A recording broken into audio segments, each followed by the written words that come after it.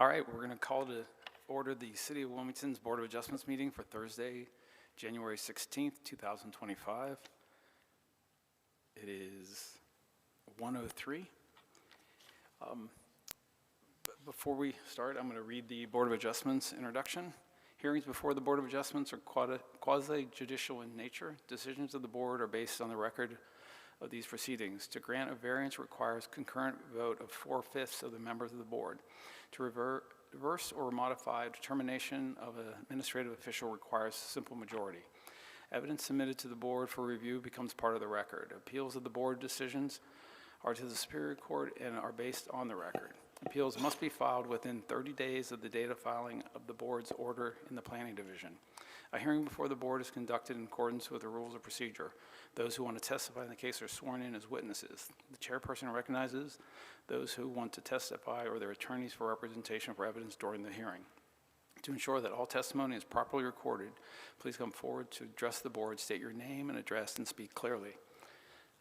Next will be swearing in. Anyone that is going to speak today, if you'd please stand. All right, I'll ask that staff, applicants, members of the public that wish to speak, stand and raise your right hand. Do you swear that the testimony you're about to give is the truth, the whole truth, and nothing but the truth? Thank you. All right, thank you. Our next item will be the approval of the minutes from the December 12th, 2024 meeting. If there's not a change, I'd entertain a motion for approval. Propose a motion to approve the minutes of the December 12th, 2024 meeting. I'll second. All those in favor say aye. Aye. Aye. Anyone opposed? Those pass. Next item is old business. It regards 809 North Carr. It's a variance to tree preservation standard for the removal of 2 specimen trees located within the R10 residential zoning district per city code, chapter 18, section 18-318.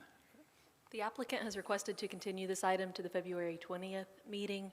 They continue to work with staff to find ways to maximize tree save on that site.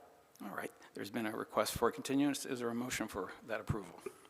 I'll make a motion that we continue item 1, 809 North Kerr Avenue to the February 20th, 2025 Board of Adjustment meeting. Is there a second? I'll second. All those in favor say aye. Aye. Aye. Anyone opposed? That is continued. Next item will be new business. It's 4717 College Acres Drive, a variance to the commercial parking lot frontage standards for the district as per city code, for the maximum parcel width from the parcel location within the R5 CD residential conditional zoning district as per city code chapter 18, section 18-132. Catherine?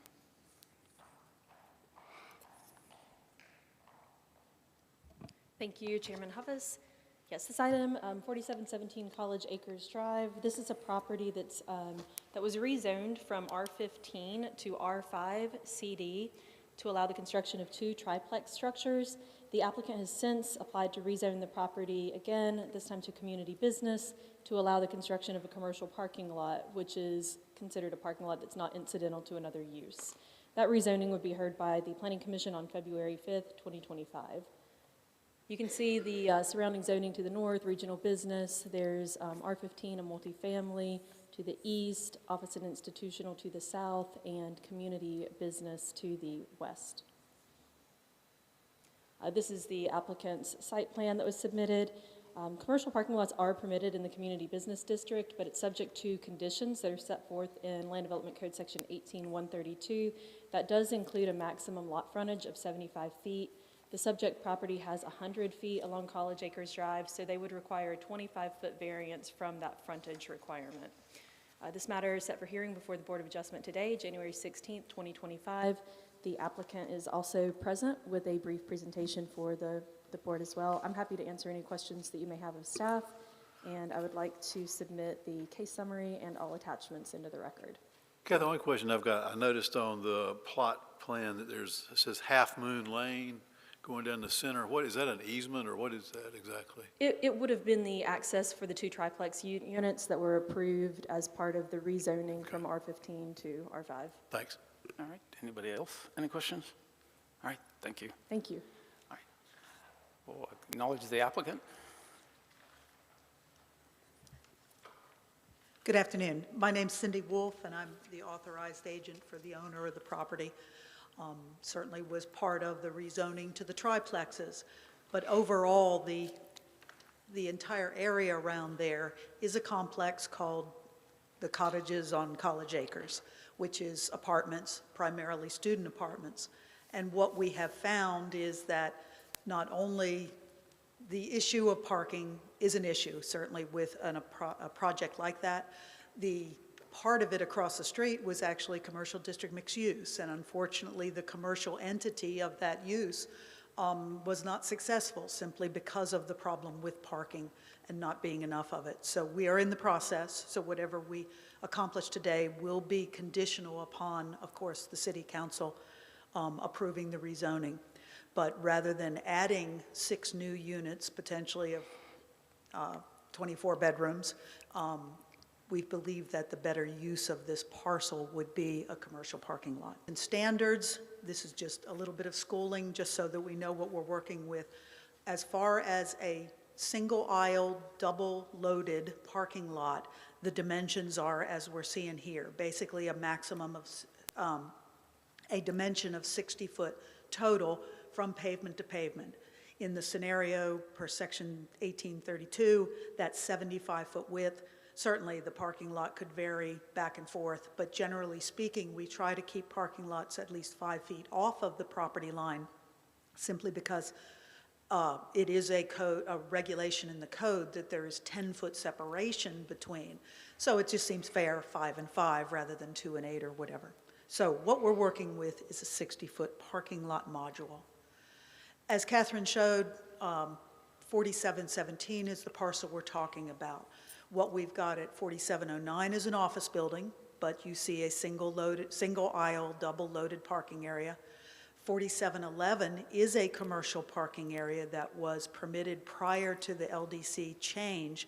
It is an 85-foot wide lot, so it was by right at the time. It was zone CB, and the lot, there were no stipulations on maximum lot size.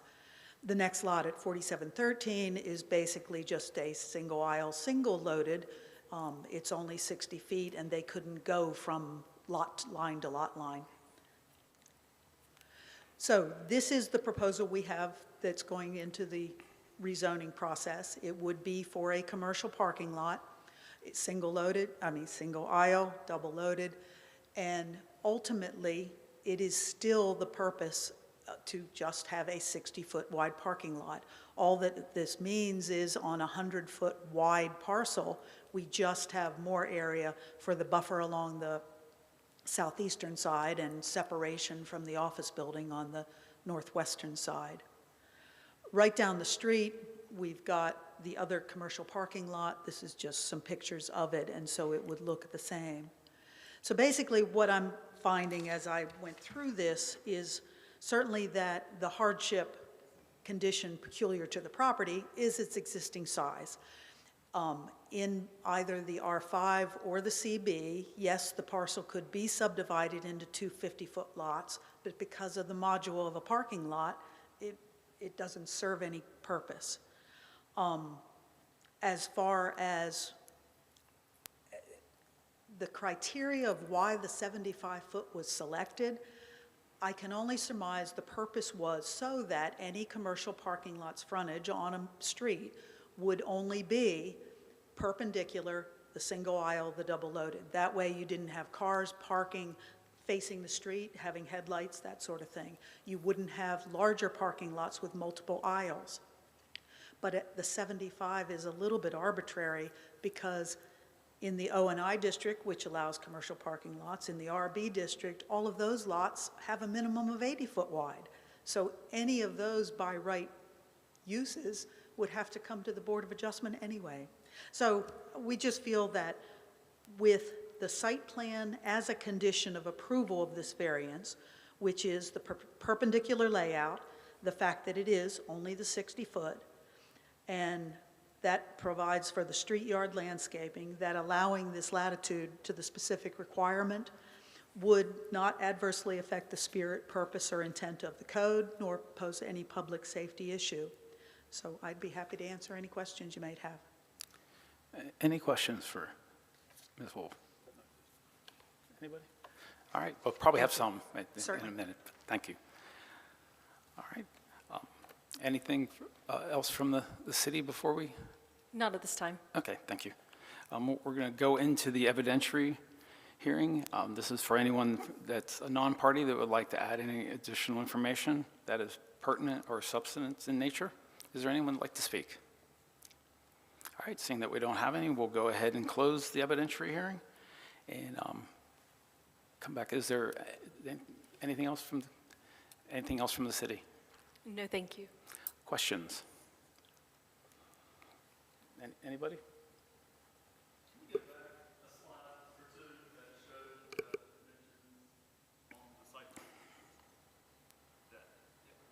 So, see there is a 24-foot wide or long parking spot, and then on that last slide we just had up was 15. Oh, I apologize. No, that's my mistake. Those are 18-foot wide. I did not correct that. I'm sorry. It's a 24-foot aisle. They are 18-foot depth parking spaces. My mistake. I was rushing a bit. I apologize. It's 60-foot total. Right. All right. Anybody else? Anyone have a motion or a thought? Well, I think they're putting a conforming parking lot on a non-conforming parcel, so the parking lot's going to be no larger than what's standard. So, I really don't have an issue with it. I drove out there, and parking is certainly an issue, so I really don't have a problem with it. So if there's no further discussion, I'd like to propose a motion that we grant the variance as requested based on the 4 findings of fact. There's a motion. Is there a second? I'll second that. All right, with all that being said, all those in favor, say aye. Aye. Anyone opposed? That motion passes unanimously. All right, we'll move on to item number 2. 208 Tennessee Avenue. It's a variance to City Code Chapter 18, Section 18-28, side interior setback requirements for a lot located within the R3 residential district. Grace?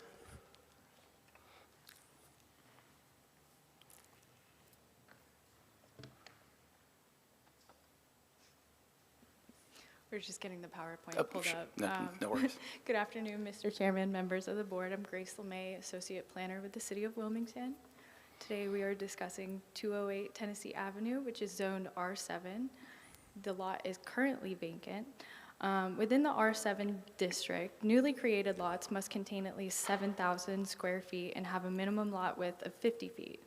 On or about January 6, 2022, the applicant purchased the subject property along with 214 Tennessee Avenue, according to New Hanover County tax records. The property originally consisted of 3 lots platted at 25 feet wide. On or about January 3, 2024, the applicant recorded an updated plat of the original lot lines on for Lot 9 with the Register of Deeds for a 25-foot lot containing approximately 2,546 square feet.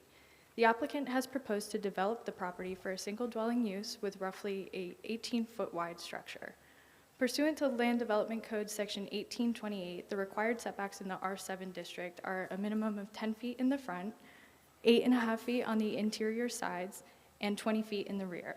As the lot is 25 feet narrower than the standard R7 lot width, the applicant has requested a 3.5-foot side interior setback, a variance of 5 feet to the standard 8.5-foot side interior setback for that district.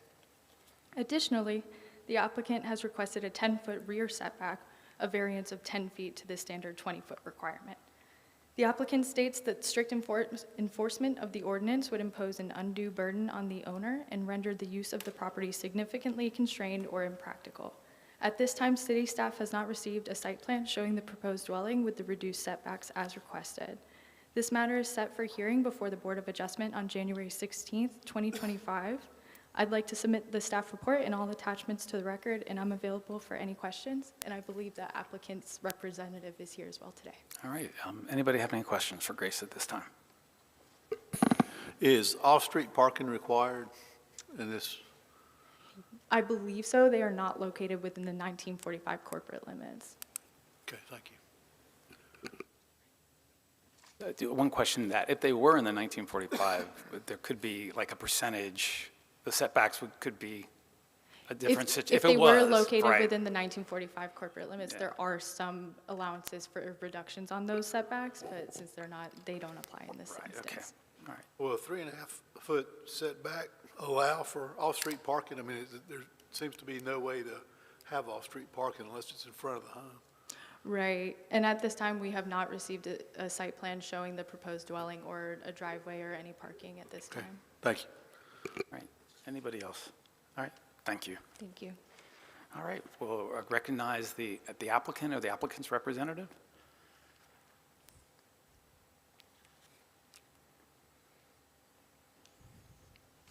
Name's Mark Kelly, and I'm down here for Raleigh representing Sean Vincent, the owner. And just for the record, could you state your street address and your, Well, you want mine? up yours? in Yes, Raleigh? yours, yes, sir. I'm at 1148 Massey Farm Road, up next to Raleigh. Okay, and the city and zip code, I'm sorry. Oh, it's 27545. All right, thank you. They just Sean need it for, down here, he's at 2042 Washington Street. okay, He has agoraphobia. He's afraid to go in public. no worries. So am I. So am That's I. why I'm here. Okay. Okay. For starters, we have letters from the neighbor on this side of the lot, and him, he's the neighbor on the left side because he has all three lots. And we have letters saying that they do not mind these variances he's requesting. So we have that. Then we looked up these fire maps, which unfortunately are all in a repository at Chapel Hill, and they show all of these going back into the 1800s. They're like fire insurance maps. They are superb. And back then, everything was a 10% setback, which is why you drive down 3rd Street and you see houses that are this far apart. That's what it was all based on the origin. And then we looked at map book 2, and it is so old, the maps don't even show figures. They show little squares. I mean, this is an old lot. Now, that is why we're shooting for an extraordinary setback, is going to the history of this lot. Now, the current setback would give us an 8-foot wide house. That's pretty doggone narrow. And so we're looking at 15 feet would be good. 18 feet better, 20 would be superb. And that's with the 10-foot variance at the rear end to make it a longer home. And then we're talking about the value. Typical lot value right now would probably be 80,000 plus. And if he puts his house on here, about 350,000, be reasonable. And a little backup for our persuasion of going back in time to the origin and the intent of these original framers would be the good old North Carolina Constitution that says, when in doubt, refer back to our founding principles. So we're going back to those early principles, if possible. And in closing, we're talking about, we respectfully request the 20-foot would be ideal. 18 give us a decent structure, and 15 would be like absolute minimum. But people on both sides accepting this, and it would fit right in that neighborhood, look good, minimal impact, we request that you approve this variance request. Okay, do you, they mentioned a site plan. Do you have a site plan for the? He has like 2 or 3, everything from a 2-story, 4-bed, that's why we didn't submit an official one. And he's just not sure which way he's gonna go. I guess it depends on the width you allow, this variance. So it's either gonna be a 2-story, like 3 or 4 bedroom, or it's gonna be a single-story, almost like a New Orleans shotgun-style house. Hence the extra length requested. And that's why he didn't submit one. He doesn't want to be stuck with that particular one. He's got like 3 he's looking at. Now, He just hasn't decided yet. on the site plans that you guys have, preliminary site plans that you guys have put together, you're aware that off-street parking is required. Do you have adequate room in the front of the home for off-street parking? I think so, because the ones on the left already have a built-in driveway. And this one, if he can put it back far enough, with that 10-foot rear setback, he wanted to allow for some parking right there in the front of the home. And if you've ever been to that area of Sunset Park on Tennessee, very low impact. I come down from Raleigh and there was like plenty of parking both sides of the street, so it's not like a crowded big subdivision. But he is wanting to allow for 1 or 2 cars in front of the house. Well, I believe the zoning there's going to require him to have off-street parking. Okay. Yeah, he's taking that into consideration. Any other questions? I guess, as far as the letters, are these people that have factual information, or are they just support letters? Oh, just letters of support, Okay. his neighbors. Yeah, so I'll defer. Should he 'Cause, give them? when we have letters of support, do you like those to come through the evidentiary, even though they're not evidentiary in nature? How do you like us to address those? I think he's already submitted them, but I have a copy.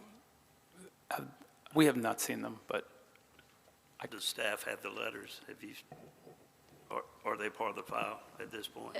I'm not aware of the letters of which he's speaking, but I will say, without the people who wrote the letters present to confirm that it was them, you may want to take that into consideration as to whether or not you submit them into the record. right, and that's where, like, the nature of them, I wanted it out there, Right. the nature of these letters, so that we So know. you want it? I- I think he sent it, but I'm not sure.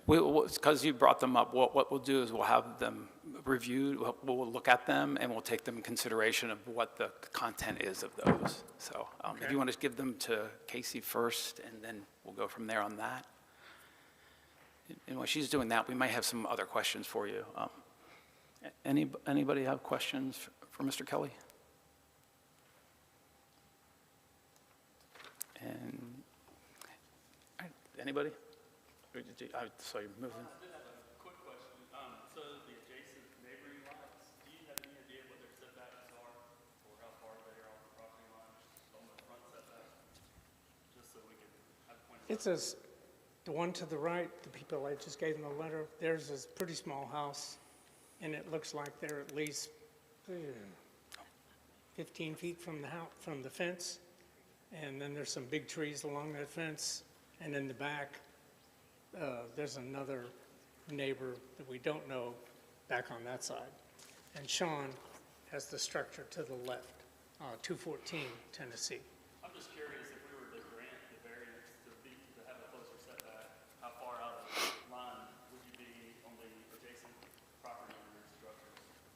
So if that gave us let's see, I think it's 3.5, given theirs, from the edge of his to theirs, it'd probably be pretty close to 20 feet, give or take, because they're, like I said, that's a small house and it's pretty well over there. And then the one on Tennessee, that would be closer. That's the main house. And that would be 3.5. That'd probably be in the 5-foot range, somewhere in there, 5, 6 feet.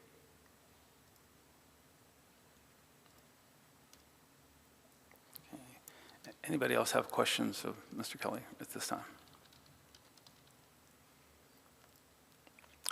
And what we're going to do, we're going to review the letters, and then we'll, Okay. most time, but we have to take those as, because the person's not here, it could be construed as hearsay, but we'll take the letters as everyone can look at, but it might not be considered as factual or Okay. information we use. But we appreciate you Thank you. sharing those with us. Thank you. All right. Anything from the city, a follow-up to the applicants? Just happy to answer any questions you may have for us. Any question before we go into evidentiary? I do have one more question for staff. So on the write-up, it says that it's located within an R3 district. Is it R3 or R7? Sorry. It's R7, actually.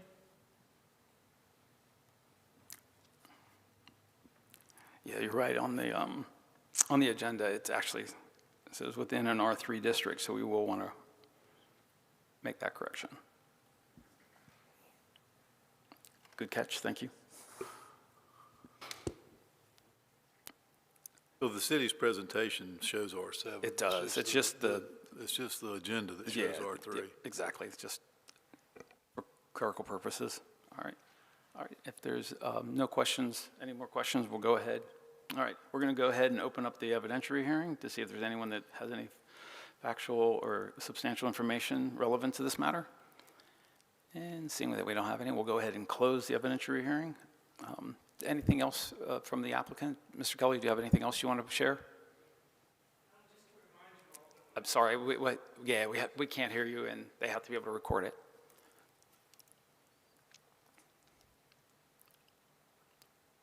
Reminder that going back to when these lots were carved up, they were called 7, 8, 9, and that map book too is so old, it's just unbelievable. And you look at it, and they're just little squares.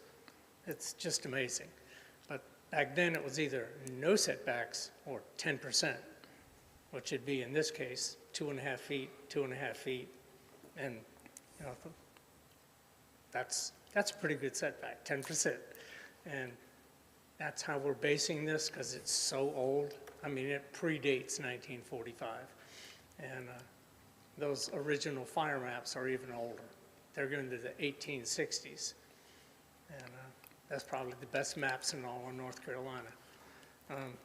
But we're just like to reinforce that 10%, because that's what they had then, and we're just trying to carry that forward to make this a livable structure. Okay, and and part of our role, we don't have a whole lot of leeway because we have to comply with the 4 findings of fact. Out of those 4 findings, is there anything you wanted to reiterate or additional information? No, that he wanted to comply with off-street parking, make as pretty a structure as he could, and hope you give him a wider house. That's the name of the game today. Okay, all right, thank you, sir. Thank you. Does the city have anything additional? No additional information to add. I will just say that I've put up for you all there was a question about the existing house configuration along the block face. This is not survey quality, but you can kind of get an idea of where the other existing structures on that street sit in relation to the property lines.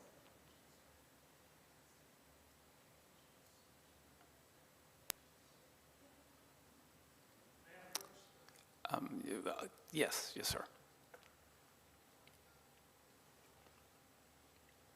I think to help matters along, I think it's called dimension certain. He'd be, willing to go, like I said before, 20 foot, 18, 15. Now, taking into account fire code, that 15 feet might be more palatable than the 18 or the 20. So we can revise that, requesting a 15-foot wide house instead of, I think in the original paperwork over here, we stated seeking 18-foot wide house. But that is, 15 foot is definitely acceptable if it's more in line with the fire code. Okay, so then with the application you have, the setback requests that you have, you're requesting a variance of 5 feet from the standard 8.5 feet.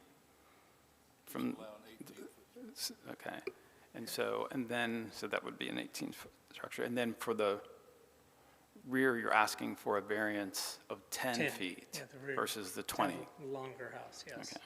So 15-foot wide would definitely be more in line with the fire code and would be acceptable. All right, okay, thank you, sir. So we would be revising okay, but we can go at it. I'll go ahead and, is there any more information? Anyone have questions for the city at all? All right, how about discussions on how to proceed?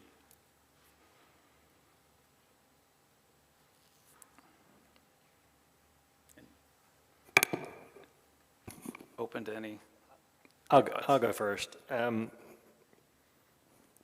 sensitive to the age and the origination of the lot and the dimensions, when it was originally platted, whenever that was, and kind of the subject at the time. My challenge, I think, though, is,